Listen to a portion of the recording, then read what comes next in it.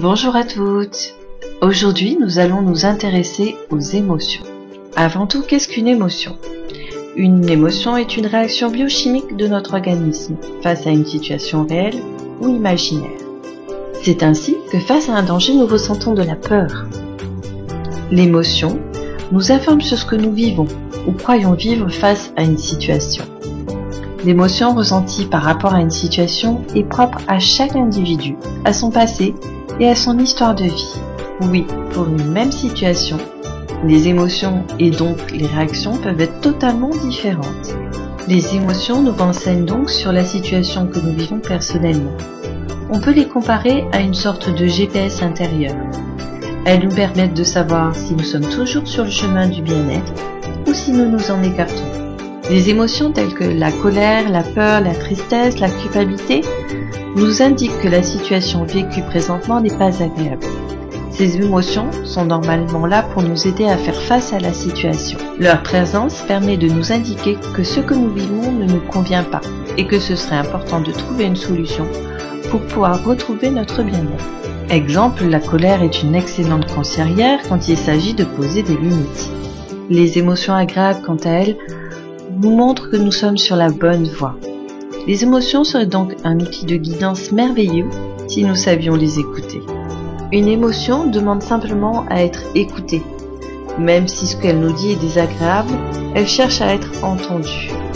Elle a besoin d'être accueillie, ressentie sans résistance, comme un témoin de ce qui se passe à l'intérieur de nous, de notre corps. Elle parle de nous, de nos besoins.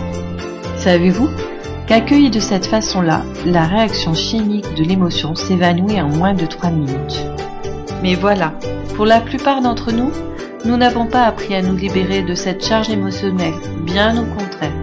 Nous avons appris à les nier, à les refouler, ou bien à les exprimer de façon excessive, en ruminant des heures, des jours, voire des années, ou bien encore en les fuyant, hyperactivité, dépendance, pour ne surtout pas les ressentir. La charge émotionnelle de ces émotions non accueillies reste à l'intérieur de notre corps, créant tension, stress, provoquant plus ou moins à long terme des maladies. Comme nous avons pu le voir dans la vidéo précédente, chaque expérience vécue à répétition a été enregistrée dans nos circuits neuronaux comme des programmes automatiques inconscients. Chacun de ces programmes est associé à des émotions. Toutes ces émotions non accueillies sont devenues avec le temps des bagages émotionnels. En reprenant l'exemple du GPS intérieur, c'est comme si nous avions téléchargé durant notre enfance de mauvaises cartes routières, la destination n'étant pas le bonheur, et que celle-ci n'ait jamais été mise à jour. D'où l'importance de télécharger de nouvelles cartes plus positives pour soi, de faire le nettoyage et de libérer toutes ces émotions passées qui n'ont plus lieu d'être. Et voilà pour aujourd'hui. Dans les prochaines vidéos, nous allons continuer notre voyage en apprenant comment nous libérer de ces émotions passées. En attendant, vous pouvez vous abonner sur mon blog Osez être heureuse et je vous dis à très bientôt.